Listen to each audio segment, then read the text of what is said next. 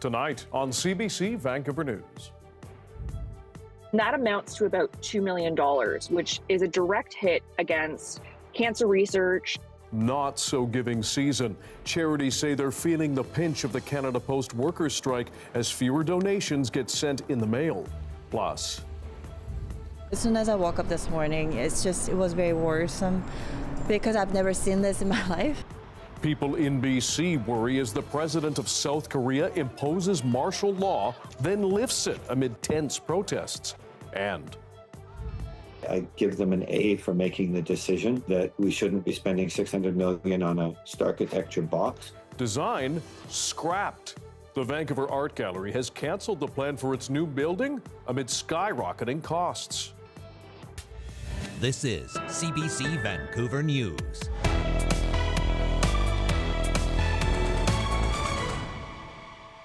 Hello, I'm Dan Burritt. Thanks for joining us. This day is called Giving Tuesday, when people are encouraged to donate money and time for those less fortunate.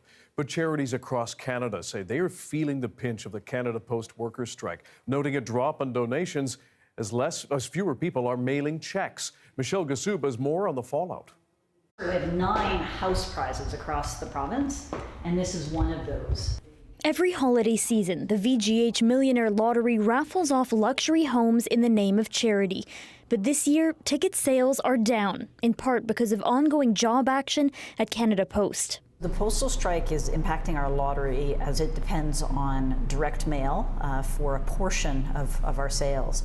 At this point, we think that we're about 15% down over the last couple of years, and we're anticipating that it could be as much as $1 million impacted. It's a problem that goes two ways. Holiday flyers aren't going out, donation checks aren't coming in. The ongoing labor dispute is really like the nightmare before Christmas for many organizations. And the numbers being impacted are big. While many Canadians make their donations online, a critical amount still comes in through offline donations. The Canadian Cancer Society, for example, has already experienced about a 60% decrease in offline donations through direct mail, and that amounts to about $2 million, which is a direct hit against cancer research. Donations to charities have been trending downwards for a while. In 2010, nearly a quarter of Canadians reported making a donation to a registered charity. In 2021, that number dropped to 17%. The ongoing postal strike, yet another barrier to collecting charitable funds. If our fundraising falls short, we'll try to make it up through other types of programs of fundraising, but ultimately that means $1 million, potentially less. Canada Post said it has presented a framework to reach a deal with workers, as many hope to see a resolution before the holidays. Michelle Gasub, CBC News, Vancouver. The Surrey Food Bank is asking you to help stock its shelves as more people continue to come to them for help. Our Michelle Morton reports, while the charity says donations are up, it's still not enough to meet the demands. Shirley Marshallock volunteers at the Surrey Food Bank 3 days a week. Her daughter also came for Giving Tuesday to help the team. It's a very important day. It's a very important day because we will be able to help so many more people. Marshallock has been volunteering here for 18 years after decades as a nurse. When I retired and I was well, it's important to help out. I think it's something that my mother taught me. Benita Etheridge lives alone in Surrey and has been coming to the food bank since she retired in 2022. Once I can get some vegetable meat, it's good enough. So every 2 weeks I come here, it's still good enough for me. Etheridge is one of many people in BC who rely on food banks for the basics. BC Food Bank says it recorded over 225,000 visits in March of this year, roughly the population of Richmond. And donations are not keeping pace with the number of people asking for help. I would say our donations are up 10 to 15%, which is great, but our demand is up 25%. So there's still a bit of a gap, but we're so grateful that the community is really banding together and doing what they can to help their neighbors here. Savage says since the Canada Post workers' strike began, more people have been dropping off donations. Which is so heartwarming because it gives us a chance to say hello and thank them in person. Savage is encouraging people to donate money, which the food bank can use to buy fresh produce, dairy, and lean protein at lower prices. Shirley Marshallock says she hopes others will donate or offer their time to help others in need. Her daughter says service runs in the family. Yeah, she always says that, you know, I'm doing what my Nana did, so she's happy with that. Other charities are encouraging Canadians to make donations online so people like Benita and others get what they need to get by. Michelle Morton, CBC News, Surrey. Now, this Giving Tuesday, United Way BC and BMO are handing out 150 winter essentials kits to children in need in Metro Vancouver. These kits have hats and mitts, and that's important because a lot of the families who will get it are new to our country, and we've heard from many of them that they didn't know Canada was this cold in the winter. So it's an important part of their adjustment to their new community. The kits will include warm accessories, moisturizers, flashlights, and activity books for the kids. A report earlier this year says more than 126,000 children in BC were living in poverty in 2021. Vancouver police are looking for a suspect after the force says someone attacked a man at a bus stop with dozens of people nearby. They've released a video and a warning for you. Some viewers may find this disturbing. Police say the 28-year-old victim, who you can see with a red hood, was walking on West Georgia in front of the Hudson's Bay near Seymour around 10 p.m. last Thursday. Now, keep an eye on the person in the checkered shirt as the victim approaches. Police say he lunged the 28-year-old, hitting his face and knocking him down. The attacker, as you can see, then ran away. We're quite concerned by the level of violence that was demonstrated in this assault, committed by a complete stranger on somebody that he didn't know. Given this random level of violence on a complete stranger, we have very serious concerns for public safety. Police said the victim did not need to go to the hospital but suffered injuries to his face. They're asking anyone with information to contact police. A Coquitlam man has been sentenced for the assault of a CBC camera operator at a border protest against COVID-19 restrictions in 2022. It happened just north of the Pacific Highway crossing where several journalists reported being swarmed by crowds. The man was convicted and sentenced to a 12-month suspended sentence, as well as 50 hours of community service, restrictions on possessing weapons, and a fine. He must also not come within 100 meters of the camera operator. Many people in BC's Korean community are worried after the South Korean president imposed martial law overnight. He has since lifted that order following large protests and political backlash in that country. As John Hernandez explains, many here hope the quick resolution is a sign the country's democratic system is holding strong. I'm really worried about the safety of my family living in Korea. The first thing Sophie Won did this morning was text her family, telling them to stay safe. Like many in her community, she was startled by the news that Korea's president declared martial law. I've been living in Canada for 20 years. As soon as I woke up this morning, it was very worrisome because I've never seen this in my life. Like the last time some type of this event happened was 45 years ago. South Korean President Yoon Suk-yeol imposed the martial law overnight, saying it was necessary to protect the country from pro-North Korea forces. The move sparked mass protests in Seoul. Hours later, it was struck down by MPs and a National Assembly who vowed to protect democracy. And it shows me that South Korea is a country that has a very strong exercise of democratic rule of law. Political observers called the martial law an authoritarian move not seen in Korea since the 1980s, as the country now endures a domestic power struggle. South Korea, like many other democracies, is currently deeply divided. Parliament is controlled by the opposition. The president's popularity is really, really low. Ottawa says it's monitoring what's happening there while calling for a peaceful resolution.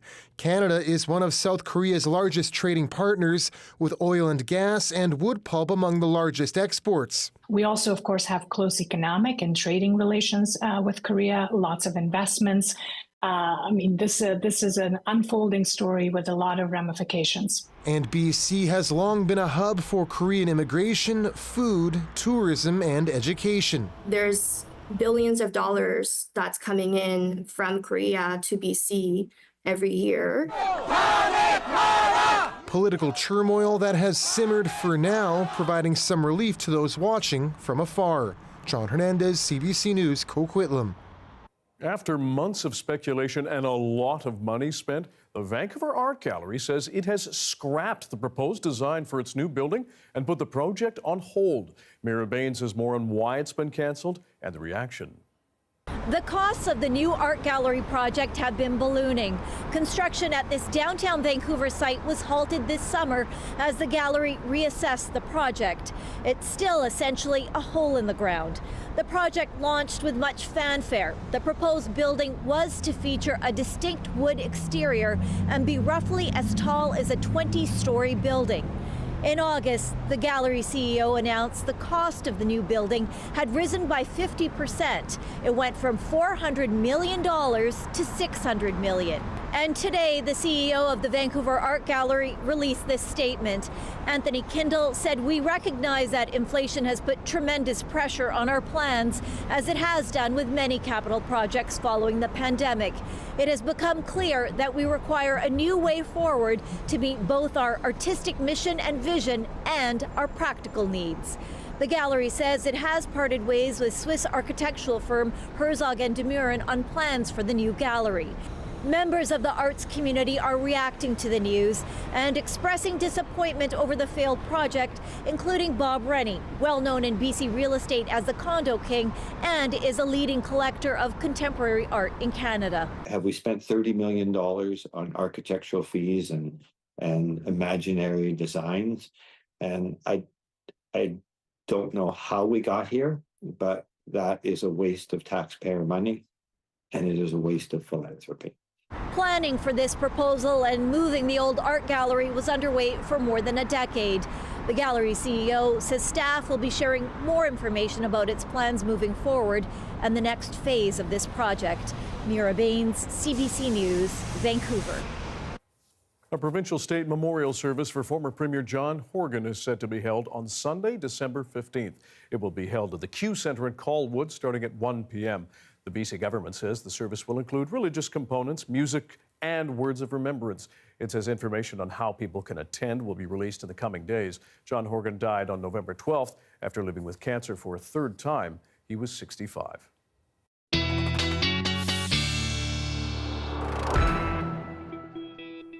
Karis Hogg is here with a look at the weather and a misty start to the morning. Dry, though.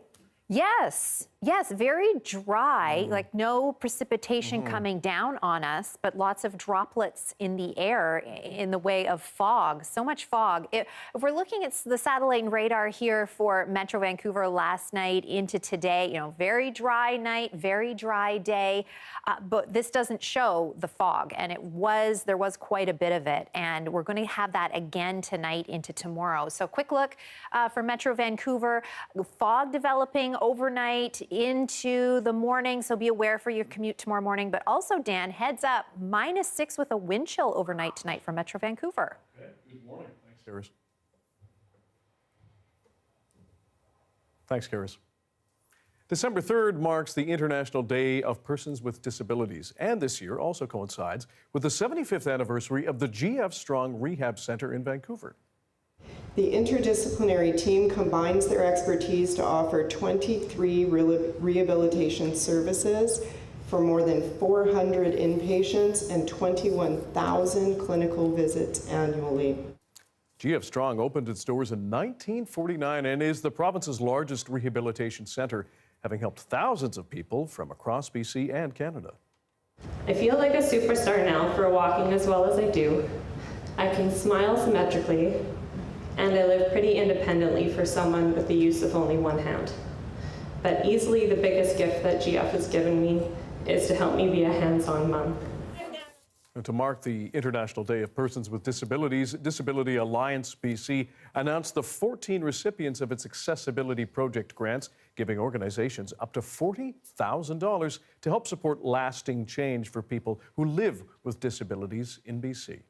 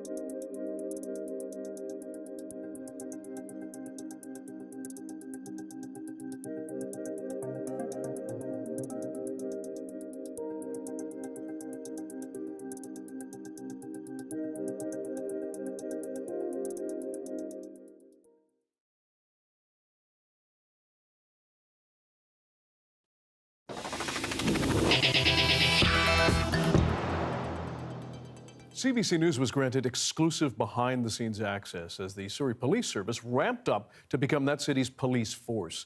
But as John Hernandez explains, that transition was very much thrown into doubt when a municipal election swept in a new mayor with a new vision. In 2022, mayoral candidate Brenda Locke campaigned to stop the police transition, citing ballooning costs and lengthy delays. I'm very confident it is not too late. And she won. Locke's council voted to scrap the transition. Pressure then turned to the province to make the final call: stick with the SPS or revert back to the RCMP. There needs to be a proper plan put together that addresses the issues around adequate and effective policing. With 400 officers and employees already hired, BC's public safety minister at the time ultimately decided it was best to forge ahead. Locke countered with a Supreme Court challenge, which failed, accepting defeat earlier this year. While I'm disappointed by the outcome of the judicial review, I accept the decision. Locke's office has said little about the policing transition since. Our requests for an interview weren't answered. Critics say the delays cost the city tens of millions of dollars. The largest impact is the cost factor. The wasted money that was spent on this schoolyard behavior dispute. During that period of uncertainty, 36 SBS members left. 8 eventually came back. That's been the most challenging time in the past 3 years, was when the uncertainty was in the air. Lee is still perplexed the local government attempted to reverse course. I don't understand how any local government would not be interested in having a say in their own police force. Like, when you think about it, you have a police force that has a police board that you, as the mayor, have a say in. Chief, thank you so much. As the transition day approaches, excitement, but also confusion as reports surface that a transition deal between the RCMP and SBS still isn't in place just 3 weeks out. So we've got this little bit of conflict left in place. The issue downplayed on both sides. We're putting together final touches on the plan, so everybody understands what the plan is. We will work with the Surrey Police Service to deliver the chief's priorities and objectives. Both have since finalized plans to split up the city, with SBS taking on Newton and Whalley at first, while the RCMP polices South Surrey, Cloverdale, Fleetwood, and Guildford. The RCMP will technically report to the province as it scales down. The wind down will take 2 years to make sure policing stays consistent and give departing officers time to relocate. Equipment and signage is another big part of the equation.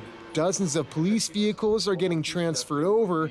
New decals printed at this warehouse. Each car takes approximately 3 hours to remove the graphics. We got to polish them up and then reinstall the graphics for about another 3 or 4 hours.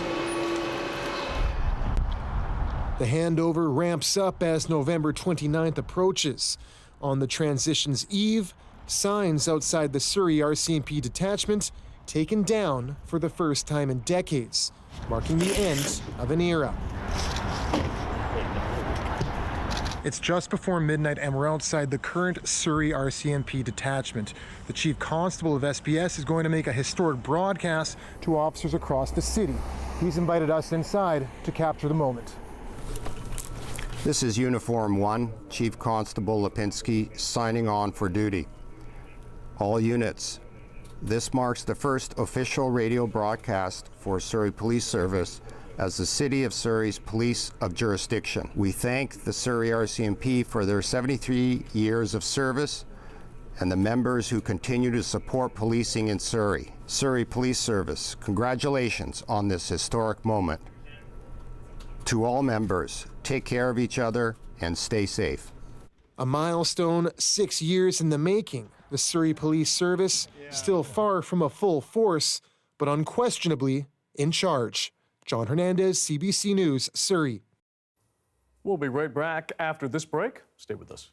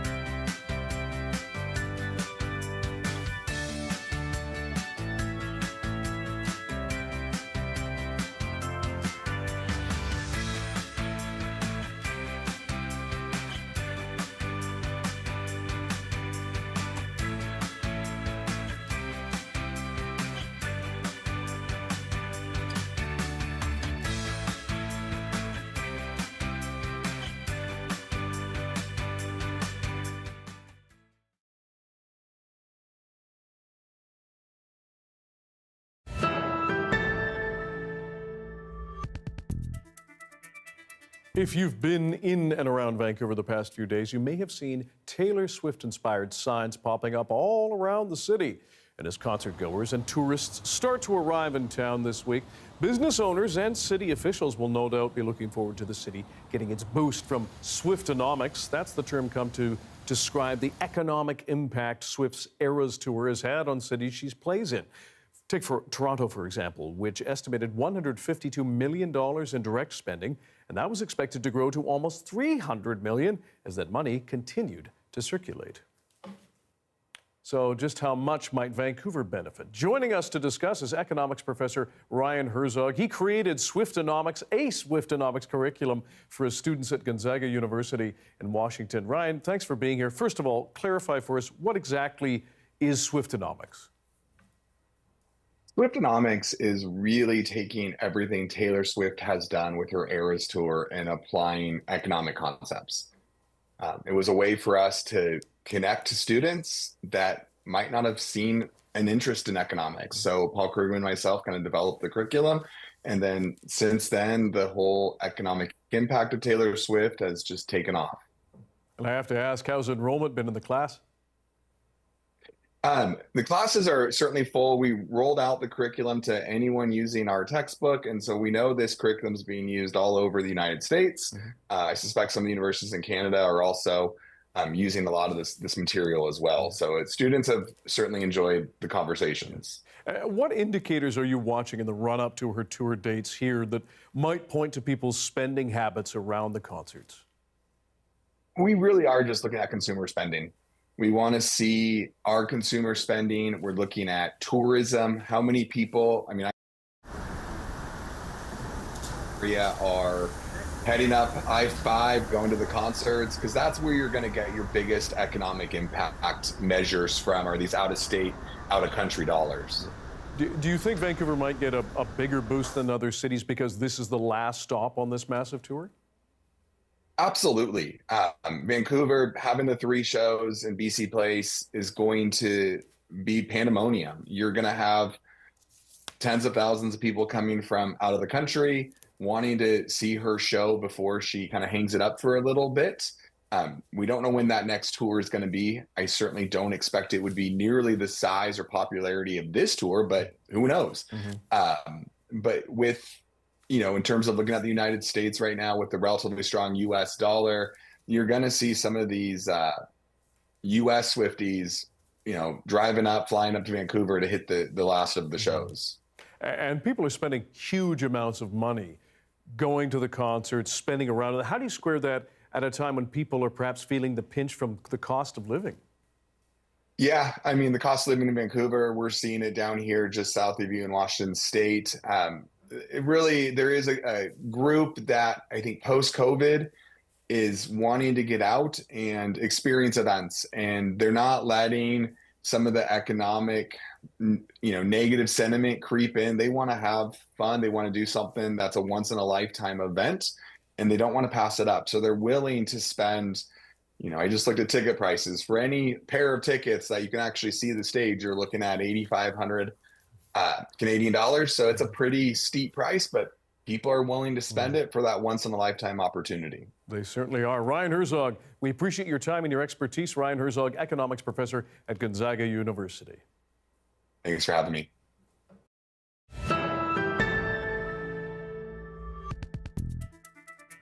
There was an unusual event on Parliament Hill today. The Prime Minister called a meeting with all the opposition leaders, and everyone showed up. The topic dealing with U.S. President-elect Donald Trump and his threat of tariffs on Canadian goods. The CBC's Kate McKenna has more. Today, in a rare move, why'd you agree to take this meeting? Why not? Opposition leaders met with the Prime Minister. And putting our interests first. Talking about how to deal with the President-elect of the United States and his threat of a blanket 25% import tax on all Canadian goods entering the U.S. We discussed the possibility of unfair and unjustified American tariffs, and I made the point that these kinds of actions, were they ever to go ahead, would be damaging to the United States just as they would be to Canada. I want to see an all-hands-on-deck approach to make sure that we are fighting to protect Canadian interests. Last week, Trump vowed to slap Canada and Mexico with tariffs unless they stopped the flow of migrants and fentanyl across the borders. We're trying to fight the Trump administration, which doesn't exist yet. We've got till January 20th to try to use every contact we have with contacts in the United States, people going into that administration. Don't put 25% tariffs on Canada. It was a closed-door meeting, but a senior official says opposition leaders were asked to promote Canada to American contacts.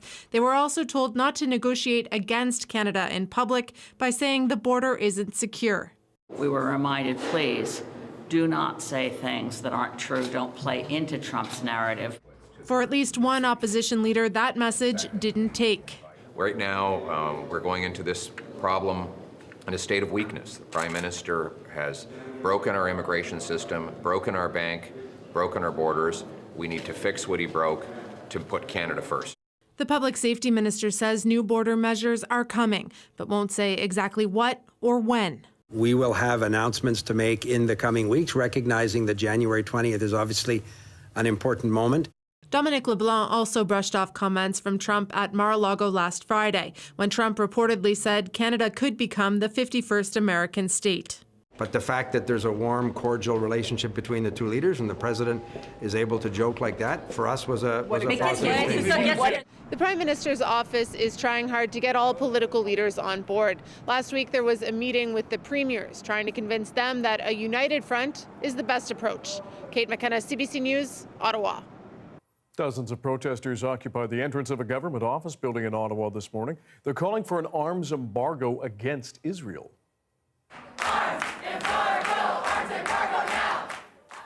The group claims to be made up of Jewish Canadians and Palestinian supporters. They took over the steps leading to the main floor of the Confederation building, which houses MPs' offices. They said they would not stop anyone from entering, but wanted to make sure MPs heard their demands. The group says it wants the Canadian government to, quote, admit its role in arming Israel and stop hiding Canada's complicity in the war in Gaza. The Ontario government has launched a multi-million-dollar ad campaign in the U.S., touting the province as a long-standing friend and ally of America. It comes in the wake of the recent threat by President-elect Donald Trump to impose that 25% tariff on all Canadian goods. More now from Lorenda Redekop. Stable and secure when the world around us isn't. A soothing voice and stunning scenery here and in the U.S., some old-timey shots, and a stat the Ford government likes to repeat, that Ontario is the top trading partner for 17 U.S. states. Our long-standing economic partnership keeps millions of Americans working. In a changing world, it's time to bring jobs back home and build together. The Premier's office says the ads will run where, as it says, we know our audience is. Fox News prime time, NFL football games, and at Washington airports over the holidays. One marketing expert noticed one word that's not there. Tariff. So we're dancing around the issue in a way. It feels like some kind of economic development ad that would run in normal times. He also wonders what happened to the idea of Team Canada, saying many Americans know Canada, but not individual provinces.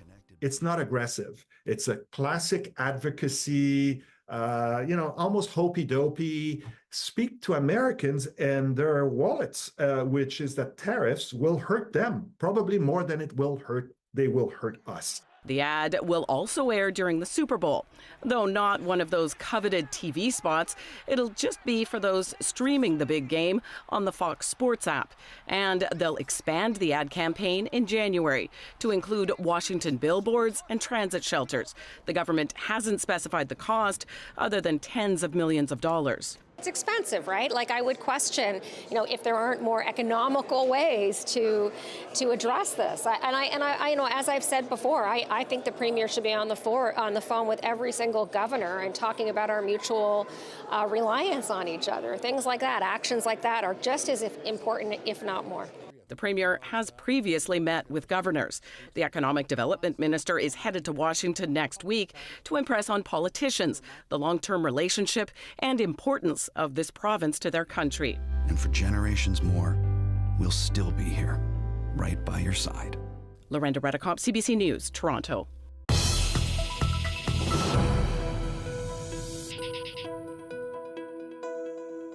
A group of Quebec chemists are warning that adult skincare products used by children could be harmful. Vanessa Lee tells us why parents ought to be cautious about the social media-inspired trend. Are these products good for your age?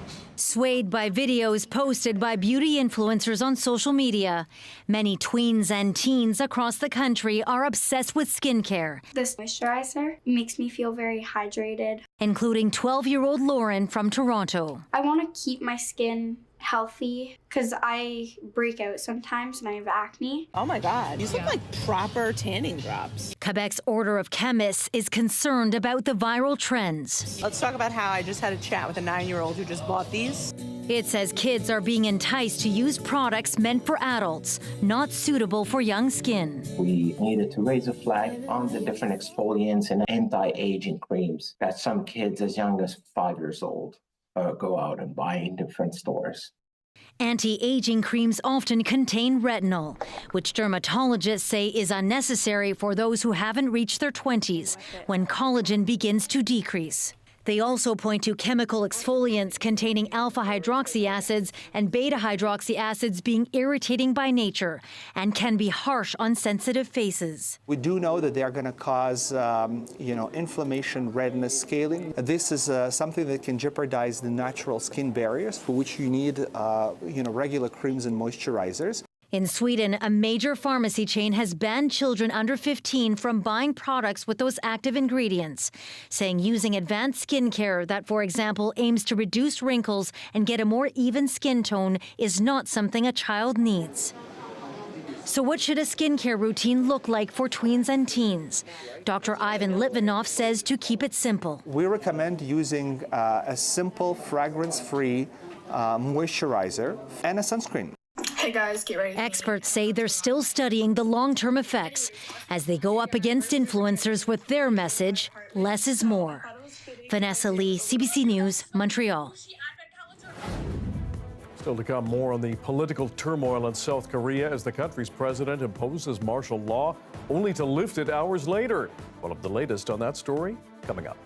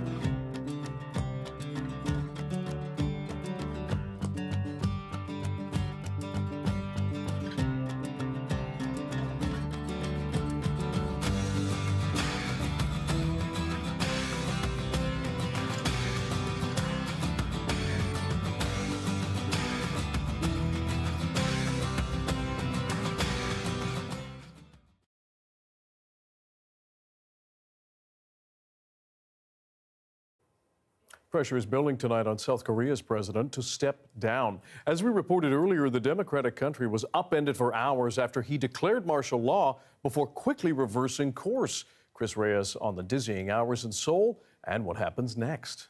A night of chaos in South Korea's capital of Seoul as the military rushed the country's parliamentary building, blocking lawmakers from getting inside. The clash causing considerable damage. The turmoil triggered by South Korea's President Yoon Suk-yeol, who declared martial law, accusing his adversaries of inciting rebellion and sympathizing with North Korea.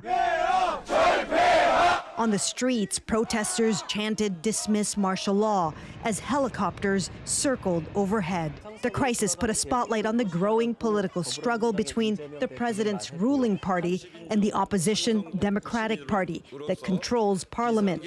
An emergency session was quickly convened to vote down the declaration. Hours later, the president backed down, announcing he was lifting martial law. A sigh of relief for everybody around the world as well who cares about Korea, but we will need to see what happens next.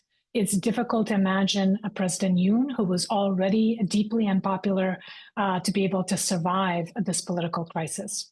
Yoon has battled with the majority opposition since his election in 2022.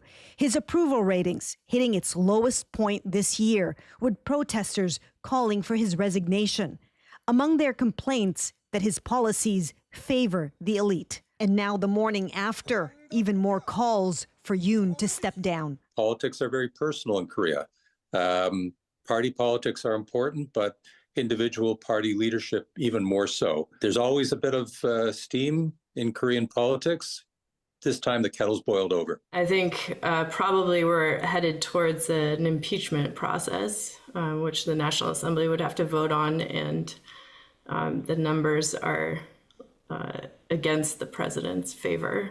A sudden change of fate for a president who may now see his term cut short with still 2 years left in office. Chris Reyes, CBC News, New York. Israel is warning of widening its strikes over Lebanon if Hezbollah militants violate the shaky week-old ceasefire. But the threat of escalation has not stopped thousands of people who had fled the violence from returning home. Margaret Evans reports from southern Lebanon. This is Nabatea. It is one of the hardest hit cities in southern Lebanon by the Israeli bombing campaign. You have only to look around to see just how devastating that campaign has been. The ceasefire last week has meant that people have been able to come back to the city for the first time. Most of the residents here fled during the fighting, too dangerous to stay. They're coming back today to see what they might be able to salvage. And for some people, they have found homes intact. Many have found nothing left at all. We met a young man today who actually grew up, if I can just ask David to turn around to show you, this pile of rubble is where he grew up. That was his family home. He was here with his father to see what they could salvage. Obviously, there's nothing left. They told me that they plan to rebuild. They know it will take years. They have no idea who will pay for it. The World Bank has estimated that it will cost Lebanon $12 billion to rebuild the entire country. Lebanon was on the brink of economic collapse before the war. Many people say there isn't a proper government. If you look at a city like Nabatea, the mayor here and many council members or emergency workers were actually killed in an airstrike. So difficult to see how people are going to be able to pick up the pieces, but they are. We've seen lots of people out sweeping out their shops, even putting glass windows into the shops. And what's interesting about that is they're doing that even though they're worried that the ceasefire here might not hold. They say the best thing they can do is hope that it will and try to continue to pick up the pieces, rebuild their lives, and hope that things get better. Margaret Evans, CBC News, Nabatea. A Canadian is among 3 climbers missing after planning to scale New Zealand's highest peak. The three set out to summit Aoraki, also known as Mount Cook, on Saturday morning, but missed their flight out on Monday. Crews located some of the climbers' possessions, but weather conditions are preventing any further searches until Thursday.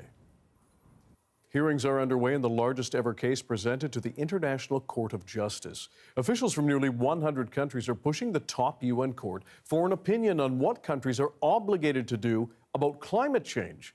The CBC's Crystal Gumansing has more. Global Affairs Canada legal advisor Louis Martin-Homais was the one to present Canada's position. The ICJ was asked by the UN for an advisory opinion on legal obligations states have to fight climate change and the consequences for states contributing to global warming. Now, the opinion is not legally binding, but it would be influential in climate-based litigation around the world. The Canadian position focused on the nearly universally accepted Paris Climate Agreement. Homais pointed out that it has mechanisms in place which are agreed to deal with states not meeting legal obligations through the Compliance Committee.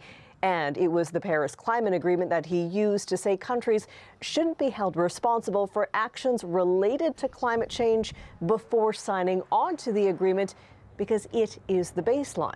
Under the principle of state responsibility, a state cannot be liable for something that was not a violation of international law at the time of the action. Consequently, any action that a state took prior to becoming a party to the Convention or the Paris Agreement could not be counted against it as a breach of international law in the context of climate change. It was the small nation of Vanuatu that spearheaded the draft UN resolution back in 2022 that started this entire process. A decision is not expected until 2025. Crystal Gumansing, CBC News, London.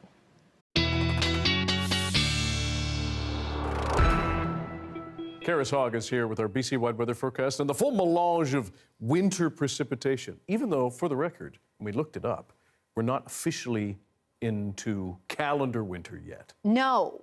Boom. But, I mean, it's Canada. Once you get to December, come on. I mean, yeah, no, November. Some parts of October. For some people, in some places, absolutely.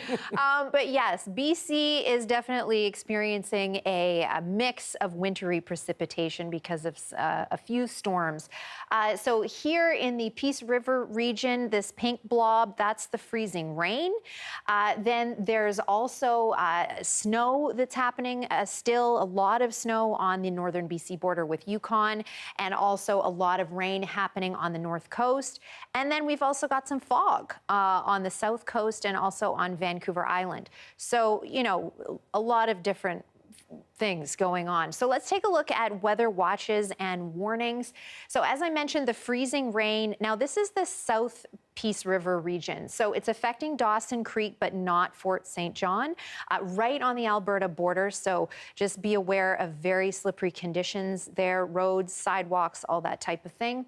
Up here, the light turquoise, that is a snowfall warning still in place for Watson Lake, about 40 centimeters expected to fall by tomorrow morning there. And then a weather watch for the north coast, including Prince Rupert, right over here, this little area, about 125 millimeters expected to fall tonight into tomorrow morning. Also winds of 70 kilometers an hour, gusting to 90 over exposed coastal sections. And as I mentioned, some fog down here on the south coast, and actually fog for Vancouver Island tonight into tomorrow as well. So taking a look at some temperatures for tomorrow, quite cold in the northeastern part of the province because of wind chill, minus 25 overnight for Fort St. John, minus 20 in the morning with wind chill. Taking a look at Kamloops, Kamloops will be minus 7 overnight with wind chill, and Vancouver minus 6 overnight with wind chill tonight. And taking a look at the 5-day forecast for Metro Vancouver, more fog developing tonight and into tomorrow morning, so be aware of that for your commute. But a mix of sun and cloud tomorrow.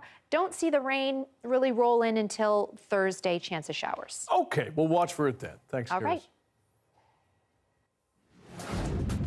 Still to come, NBA players have a go-to barber, and he's Canadian. We'll bring you his story next.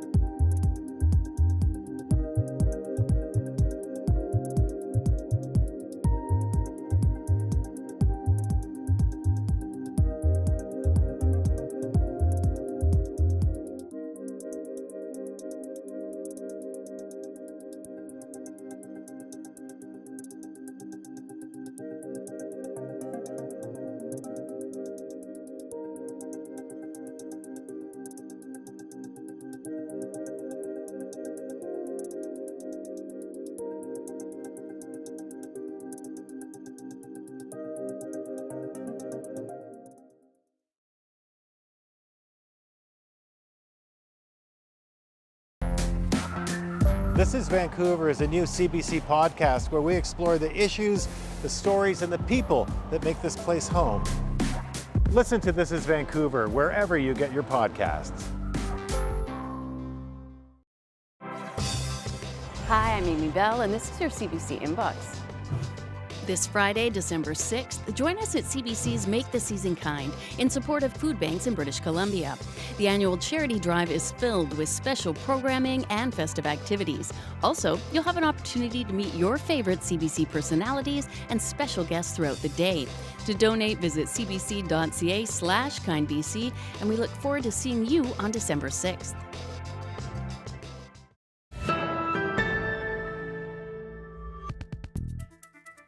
A Canadian has become a bit of a star in the NBA, but not for his moves on the court. No, it's what he's been doing for the players that's winning him acclaim.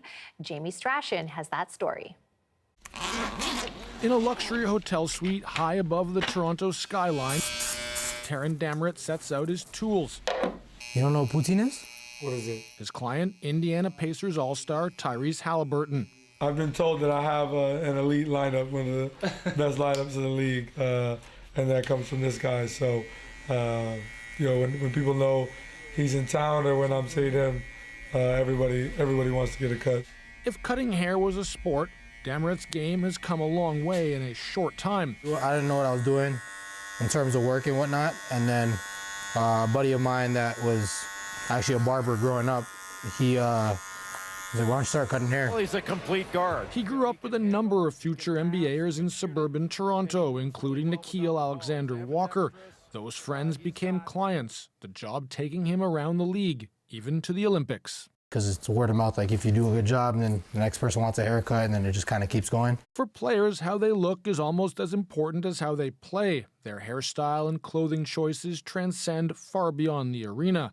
My haircut, my style, all those things play into who I am as a human being, and that goes into how I play. So I feel like they're all really connected. Dan Burritt's work is plastered all over social media, its reach extending into barbershops around the world. And make sure that you're combing the hair back down. At Carlos Bonifaz's shop, Dan Burritt inspires young clients. The influence that these NBA players have, these artists have, is so important because they're literally these kids come in and they're foaming over them and they're like, I want to look like this. I'm not really a Raptors fan, so. Next stop for Dan Burritt, LA, to meet one of the league's best, Anthony Edwards, buzzing, clipping, and trimming his way to the top of his profession. Jamie Strachan, CBC News, Toronto. Dope fade. I know words. They're very cool, and I love that he's educating them about poutine as Exactly. well You got to while know he's about these doing it. things. This is an ambassador. Nicely Yeah, done. very nice. Thank you for being with us tonight on CBC Vancouver News at 6. You can watch this newscast on CBC Gem, our free app, as well as on YouTube and our website, cbc.ca/BC. And we'll have your next local news at 11 o'clock, right after the National. Good night.